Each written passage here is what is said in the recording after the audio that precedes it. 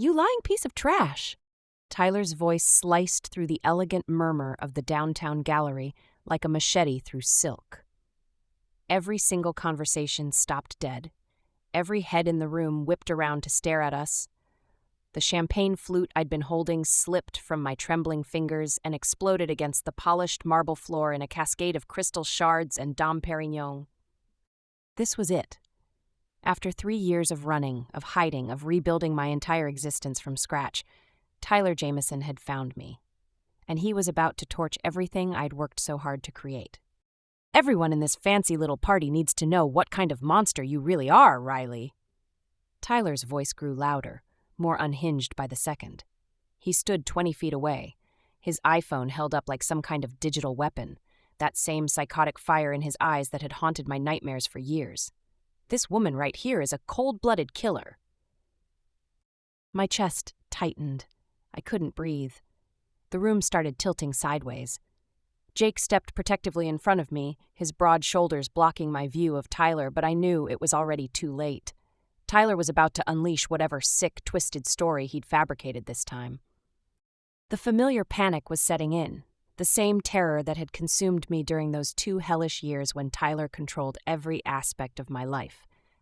Back then, he'd start these confrontations in private, breaking me down piece by piece, until I was convinced I was worthless, crazy, lucky that anyone could tolerate someone as fundamentally broken as I was. But this was different. This was public. This was Tyler's masterpiece. 3 years ago, Tyler began, his voice carrying that practiced tone of fake concern I knew so well, the same voice he'd used to convince my family I was mentally unstable, the same voice he'd used to turn my friends against me one by one.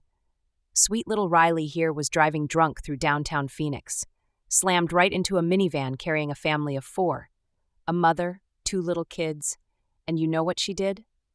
His pause was theatrical, designed for maximum impact. She backed up, and she drove away, left them bleeding on the asphalt like roadkill. The gasps from the crowd hit me like physical blows. I could already see the phones coming out, recording every word. This was Tyler's masterpiece, not just destroying my reputation, but doing it publicly, permanently, in a way that would follow me for the rest of my life. By tomorrow morning, my face would be all over social media. Hack Chicago Killer would be trending. My new life would be over before it even really began. And it was all lies, every single word. But Tyler had always been a master manipulator, a psychological terrorist who could twist reality until even I started doubting what was real. I remembered the first time he'd done this to me. We'd been together 8 months, and I'd started making friends at work. Tyler didn't like that. So he showed up at the hospital where I worked, crying, telling everyone who would listen that I'd been having an affair, that I'd given him an STD, that I was so unstable he was worried I might hurt patients. He had fake text messages, doctored photos, even medical records he'd somehow fabricated. I'd lost my job that day, lost my friends, lost my apartment when Tyler convinced my landlord I was dangerous. And when I'd confronted him about it, sobbing and desperate, he'd held me close and whispered that he was sorry, that he'd only done it because he loved me so much, because he couldn't bear the thought of losing me to someone else. "I was trying to protect us," he'd said, stroking my hair as I cried into his chest. "Those people at work, they were poison. They were trying to turn you against me. I had to do something." And I'd believed him, God help me, I'd actually believed him. That was Tyler's genius. He never just destroyed you. He made you complicit in your own destruction, made you grateful for it. "The mother, Jessica Chen, she's paralyzed from the waist down now," Tyler continued, his voice dripping with manufactured sympathy. "Can't walk, can't work, can't take care of her babies. 2 beautiful little girls, ages 3 and 5, and their mommy can't even pick them up anymore because of what this monster did to her." My knees buckled. Jake caught my arm, steadying me, but I could feel his confusion, his shock.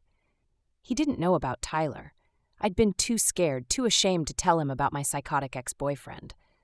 How do you explain to someone that you once loved a man who dedicated years of his life to systematically destroying yours? How do you explain that you'd been so broken down, so isolated, so convinced of your own worthlessness that you'd actually defended him to the few people who tried to help you? I have proof, Tyler shouted, waving his phone triumphantly. Hospital records, police reports, witness statements, everything the Phoenix PD somehow missed. I've been investigating this for years because I loved this woman and I couldn't stand knowing she'd gotten away with destroying an innocent family. The crowd was pressing closer now, their expressions shifting from shock to disgust to righteous anger. I could hear whispers, murmurs of outrage. Someone behind me hissed, "How could you live with yourself?" Another voice called out, "We should call the police right now." A man near the front was already dialing 911. This was Tyler's genius. He didn't just want to hurt me. He wanted to turn everyone against me, make me completely alone, force me to come crawling back to him because who else would want a monster? He'd done this same thing in Phoenix when I'd first tried to leave him. Convinced my own mother that I was having psychotic episodes. Showed up at my sister's house with fake bruises, claiming I'd attacked him. Filed police reports saying I'd threatened to kill myself and take him with me. Within a month, my entire family had staged an intervention, begging me to get help, to go back to Tyler who was only trying to save me from myself. When I'd tried to explain that Tyler was lying, that he was the one who'd given me the bruises they were so worried about, they'd looked at me with such pity, such concern for my obvious delusions. "Honey," my mother had said gently, "Tyler showed us the texts. We've seen the photos, we know you're sick and we want to help you get better."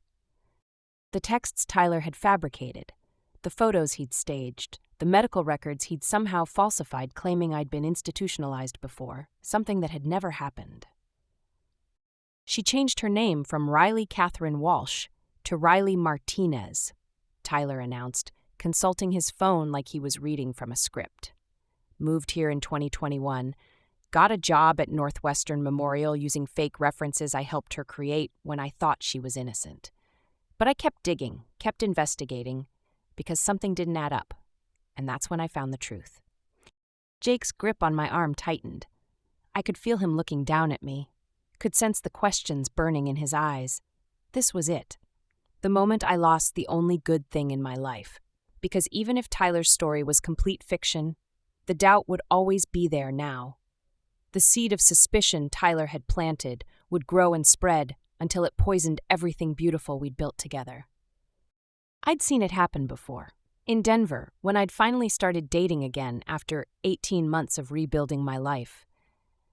Tyler had tracked me down and convinced my boyfriend at the time that I was a pathological liar who'd been stealing money from elderly patients.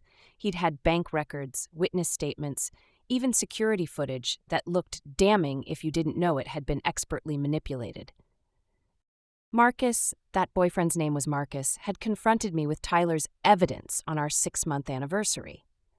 The look in his eyes when he'd asked me to explain had been devastating. Not anger, but disappointed sadness. Like he'd really hoped Tyler was lying, but the proof was just too overwhelming. "I wanted to give you a chance to tell the truth," Marcus had said. "Tyler said you'd probably try to claim he was making it all up, but honey, he has video footage. He has bank statements. I've seen the police reports."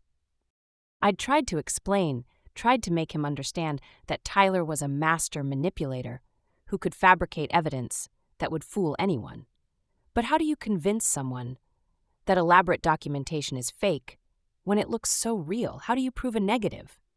Marcus had left that night, and 3 days later, Tyler had shown up at my apartment with flowers and that same gentle, concerned expression he always wore when he was swooping in to rescue me from my own bad decisions.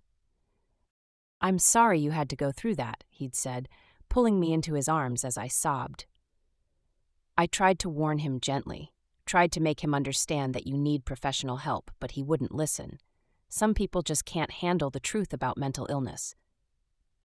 And for just a moment, God, I'm so ashamed to admit this, but for just a moment I'd been grateful. Grateful that Tyler was there, that someone still wanted me even knowing how sick I was, that someone still loved me, despite all my obvious flaws and instability. That was Tyler's true evil, Not the lies he told about me, but the way he made me believe them about myself. The security footage from the intersection, Tyler continued, his voice building to a crescendo. The paint samples from the scene that match her old Honda Civic. The GPS data from her phone, placing her at the exact location at the exact time. It's all here, people. 3 years of detective work that the cops were too lazy or too corrupt to do themselves. My vision was starting to blur around the edges. Tyler had done this to me in Phoenix too, orchestrated a public confrontation at my workplace, complete with fake evidence and coached witnesses. He'd shown up at the children's ward where I worked, crying, begging me to confess to the accident so the victim's family could have closure. He'd brought a woman with him, someone he'd hired, I realized later, who claimed to be Jessica Chen's sister. She'd screamed at me in front of patients, parents, my colleagues, called me a coward and a monster, demanded to know how I could live with myself knowing I'd destroyed her sister's life. The hospital had been forced to put me on administrative leave pending an investigation. Even though the police eventually cleared me, there had been no accident, no victim, no crime at all. The damage was done. Parents complained about having a potential killer caring for their children. Staff members avoided me. The administration, while legally unable to fire me, had made it clear I was no longer welcome. I'd resigned and left Phoenix within the week. The worst part, Tyler said, his voice dropping to a stage whisper that somehow carried across the entire gallery, is that I still love her. Even after finding out what she really is, I still want to help her turn herself in and do the right thing. Because that's what real love is, holding someone accountable for their actions. Those words were like a knife twisting in my chest. That was the Tyler I remembered from the beginning, before I'd understood what he really was. The concerned boyfriend who just wanted to help me be a better person, who gradually convinced me that I was lucky anyone could love someone as damaged as I was. "You're so emotional, Riley," he used to say when I'd get upset about something. "So unstable. It's not your fault, it's probably genetic. Your mom mentioned your grandmother had problems too." My grandmother had been the most stable person in our family, but Tyler had a way of rewriting history until even I started believing his version of events. "I just want to help you," he'd whisper during those midnight conversations when he'd wake me up to discuss my episodes. "I know you don't mean to lie, baby. I know you don't mean to hurt people. That's why you need me to take care of you." He'd convinced me I had blackouts, false memories, that I'd do things and then forget them, and he was the only one who could help me keep track of reality. "You called in sick to work yesterday," he'd tell me gently. "Don't you remember? You were having one of your panic attacks. I had to phone in for you because you were too upset to speak clearly." I'd believe him, even though I had no memory of being upset, no memory of asking him to call work. Because Tyler kept detailed notes about my condition. He had dates, times, witnesses. He'd show me the call log on his phone as proof he'd called my work on my behalf. It wasn't until years later that I realized he'd been drugging my coffee, slipping me just enough sedative to make me groggy and confused, then gaslighting me about conversations that had never happened, behaviors I'd never exhibited. I'd believed him for so long, believed I deserved the isolation, the control, the constant criticism disguised as care. It had taken me 2 years to realize that love wasn't supposed to feel like drowning. The crowd was openly hostile now. I could hear people calling for someone to contact the authorities. Someone else suggested they should perform a citizen's arrest right here. A woman near the back shouted, "How dare you show your face in public?" Another voice yelled, "Murderer!" Jake stepped forward, and for a terrifying moment I thought he was going to distance himself from me, maybe even join the crowd in their condemnation. 3 years of running, of rebuilding, of learning to trust again, all of it about to crumble because Tyler had finally tracked me down. We'd been so happy. Jake and I had met at a coffee shop 6 months ago, the kind of meet-cute that belonged in romantic comedies. I'd been reading a book about pediatric nursing techniques when this gorgeous guy at the next table had struck up a conversation about whether the author's theories actually worked in practice. "You sound like you know from experience," he'd said with this amazing smile that made my heart skip. I'd been so careful for so long, but something about Jake made me want to be brave again. We'd talked for hours about medicine, about helping people, about making a difference in the world. He'd made me laugh, really laugh, for the first time in years. Our first date had been at the Lincoln Park Zoo, and I'd watched this 6'2" man get genuinely excited about the baby penguins.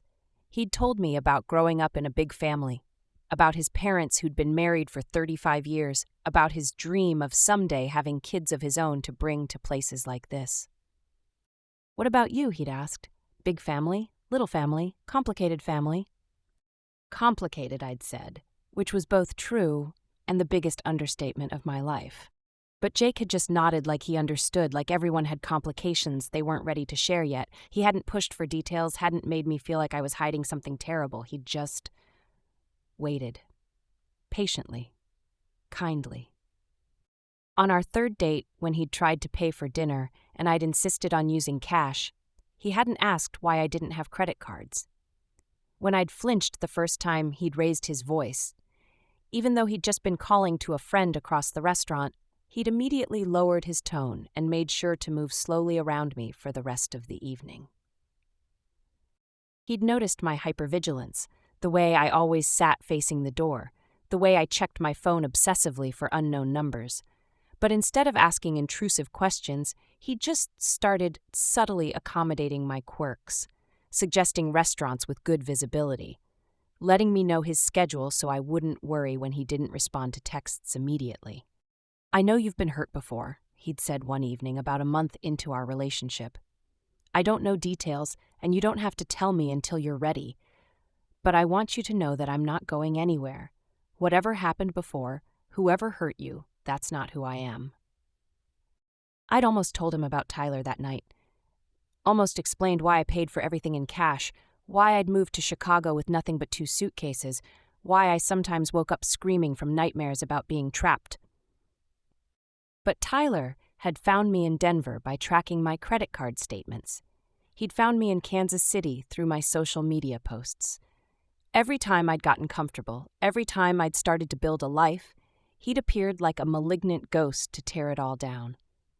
So I'd kept Jake at arm's length emotionally, even as I fell harder for him every day.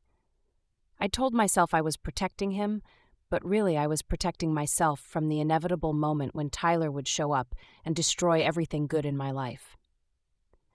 That moment was now. Instead, Jake spoke in a voice so quiet and controlled that it somehow commanded more attention than Tyler's theatrical shouting. "Excuse me, sir." Tyler's eyes lit up with triumph. Finally, someone with sense who was going to help him contain the murderer. "Are you going to make sure she doesn't run again? Because I'm telling you, this woman is dangerous, she's manipulative, she's unstable, I'm going to need to see some identification."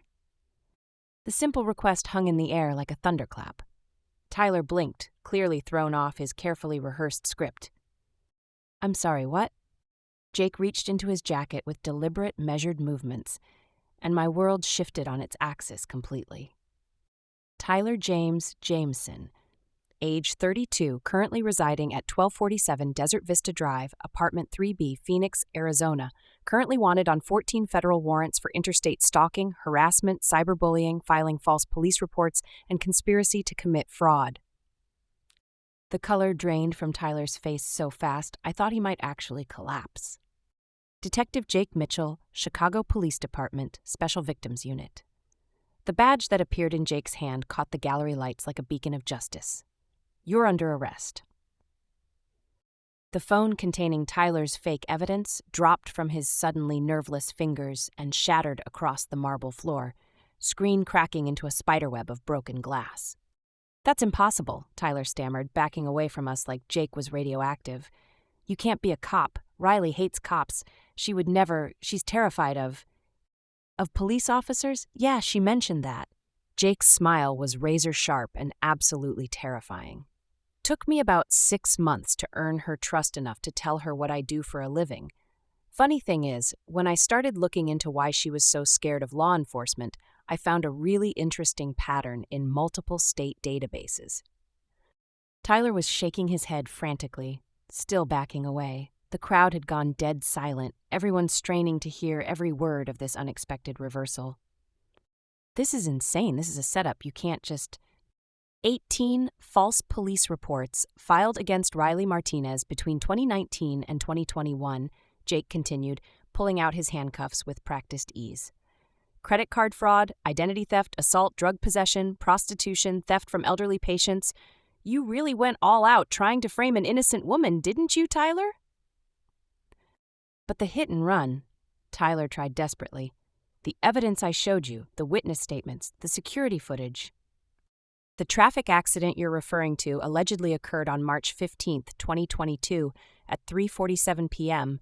at the intersection of Central Avenue and Indian School Road in Phoenix. Jake's voice carried clearly across the now silent gallery. Riley Martinez was clocked in for a double shift at Northwestern Memorial Hospital here in Chicago that entire day. Security footage, badge scans, 63 witnesses who can verify her exact location during the time frame in question. Tyler's mouth opened and closed soundlessly. The woman you hired to pose as your victim in those fake hospital photos? Amanda Rodriguez, age 26, of Tempe, Arizona.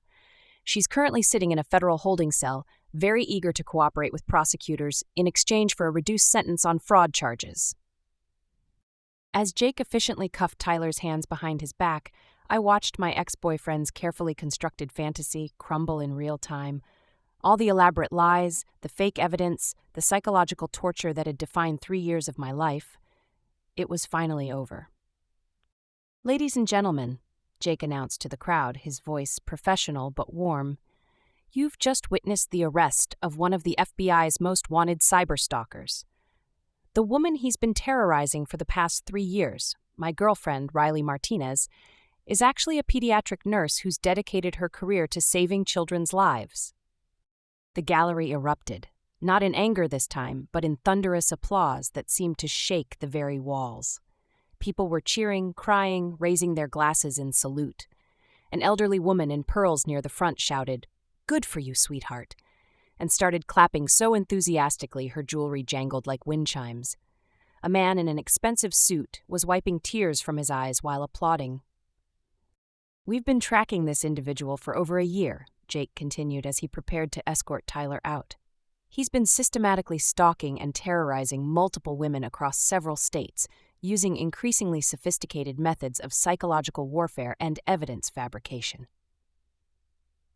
The crowd pressed closer, but now they were looking at me with admiration and sympathy instead of disgust and condemnation. I could hear people murmuring supportively, "That poor woman, how brave of her to survive that. What a monster that man is." As Jake led Tyler toward the exit, my ex-boyfriend turned back to look at me one final time. All the malicious confidence was gone, replaced by something small and pathetic and utterly defeated. "This isn't over, Riley," he said, but the words had no power left in them. They sounded hollow, desperate, the last gasp of a man whose entire world of control and manipulation was crumbling around him. "Yes, it is," Jake replied firmly, his voice carrying absolute authority. "Federal prison, Tyler, 7 to 12 years minimum. And when you get out, if you get out, I'll still be here." They disappeared through the gallery doors, leaving me standing in the center of a room full of strangers who were now looking at me with something I hadn't experienced in years: genuine respect and compassion. A woman in an elegant black cocktail dress approached me carefully, her eyes kind and concerned. "Honey, are you okay? Do you need anything? Water? A place to sit?" "She's been through hell," another voice said softly. "Can you imagine living with that kind of fear?" I nodded at the woman in black, not quite trusting my voice yet. For the first time in 3 years, the constant knot of terror in my stomach was actually beginning to loosen. The hypervigilance that had become second nature was slowly fading, replaced by something I'd almost forgotten existed: a sense of safety. Around me, conversations were resuming, but now they were about Tyler's crimes, about stalking awareness, about the strength it takes to survive psychological abuse. Several people approached me to offer support, share their own stories, or simply let me know they were glad I was safe now. "I work with a victims' rights organization," a middle-aged man in a navy suit said gently. If you need any resources, any support services, please don't hesitate to reach out. A young woman about my age stepped forward shyly. My sister went through something similar. Different guy, but the same kind of psychological terrorism. She wanted me to tell you, if I ever met someone else who'd been through it, that it gets better. The nightmares stop. The fear stops. You get your life back. 15 minutes later, Jake returned, straightening his tie like he'd just stepped out to take a phone call, instead of arresting my psychopath ex-boyfriend and saving my entire future. "Sorry about that interruption," he said casually, but I could see the concern in his eyes as he searched my face for signs of trauma. Where were we? I stared at him in complete amazement, my brain still struggling to process everything that had just happened. "How long have you known?" "About Tyler specifically? About 2 months after we started dating. You mentioned having a difficult ex who wouldn't leave you alone, and something about the way you described his behavior made every alarm bell in my head start ringing." Jake's expression grew serious. "So I ran your name through our system." My heart sank into my stomach. "And you found all those police reports?" 18 of them, spanning 3 years, filed in 3 different states. Credit card fraud, identity theft, vandalism, drug possession, assault with a deadly weapon, theft from elderly patients, prostitution, public indecency. Tyler was extremely creative in his attempts to destroy your life and your reputation. I collapsed into a nearby chair, overwhelmed by the magnitude of what Tyler had put me through, what Jake had discovered, what had just happened. So when we met at that coffee shop, that was pure coincidence, actually. But after I realized what you were dealing with, I may have started frequenting that particular Starbucks a little more often than strictly necessary. Jake knelt beside my chair, taking my hands in his. "Riley, I need you to understand something crucial. I didn't stay with you because I felt sorry for you, or because you were some kind of case I needed to solve." I looked up at him through tears that were just starting to form. I fell in love with the woman who brings homemade cookies to her young patients every Friday, even though hospital policy doesn't require it. Who volunteers at the animal shelter on weekends even when she's exhausted from pulling 12-hour shifts. Who was so terrified of being found that she insisted on paying cash for everything for the first 3 months we dated. The tears were flowing freely now, but for the first time in years, they weren't tears of fear or despair. "I fell in love with your strength, Riley. Tyler thought he could break you, but all he did was prove how absolutely unbreakable you really are. You rebuilt your entire life from nothing, not once but 3 separate times. You survived systematic psychological torture that would have destroyed most people. You kept your compassion, your kindness, your dedication to helping others, even when someone was actively trying to convince the world, and you, that you were a monster." "Jake, you want to know what convinced me you were telling the truth about Tyler?" Jake continued. "It wasn't running background checks or analyzing his fake evidence. It was watching you with your patients, seeing how gentle you are with scared children, witnessing how you stay late to comfort families during medical crises. Tyler spent years trying to make people believe you were dangerous, but anyone who spends 5 minutes watching you work would know that's impossible." I was crying harder now, but these were healing tears, the kind that wash away years of accumulated pain and self-doubt. "What happens now?" I asked. "Now Tyler goes to federal prison where he belongs. His accomplices get prosecuted. The other victims, and there are several, finally get the justice they deserve. And you," Jake stood and extended his hand to me, "you get to live your life without constantly looking over your shoulder." I let him pull me to my feet. "Just like that?" "Just like that. Although I should probably mention, the gallery owner wants to offer you a position coordinating their charity events and community outreach programs." "What?" She overheard Tyler's whole meltdown and was incredibly impressed by how you handled yourself under pressure. Apparently, she's been looking for someone with both medical expertise and crisis management skills. Watching you maintain your composure while facing down your stalker convinced her you'd be perfect for the job. I actually laughed out loud, surprising myself with the sound. When was the last time I'd laughed without immediately scanning the room for threats? There's one more thing, Jake said, suddenly looking nervous in a way I'd never seen before.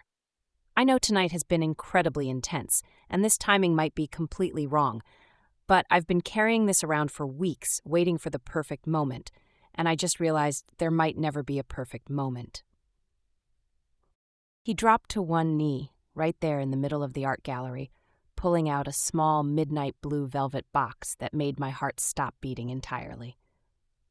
"Riley Catherine Martinez," he said, his voice shaking slightly with emotion, "will you marry me?"